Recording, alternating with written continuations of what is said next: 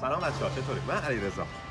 تقریبا 26 سالمه و علاقه به رشته خودرو، حالا هر چیزی که به خودرو ربط داره. این ماشین من اسمش ماکسیموس. My name is Maximus Decimus Meridius. ولی خب کلی فرآیند ساخت و ساز داره، از حالا ظاهری گرفته تا تعمیرات و اینکو در بیارم و کلی لوازم‌های دیگه که قراره روی ماشین نصب کنیم. دونه دونه با هم دیگه ویدیوها رو میگیریم به صورت ولاگ، جوری که شما خوشتون میاد و خیلی ساده و روون. حالا ما دوستیم دیگه با هم دیگه.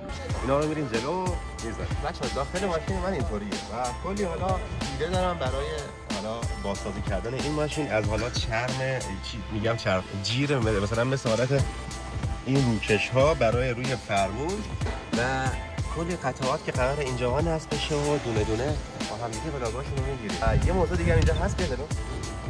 این فرمون قراره که بالاش بریده بشه، یعنی یه حالت خوشگل از اینجا تا اینجا چیده میشه و این از بین میره و اینجا یه شاخک میخوره، اینجا هم همینطور و خیلی خفن میشه. اینو داشته باشه، این واقعا خیلی خفن میشه.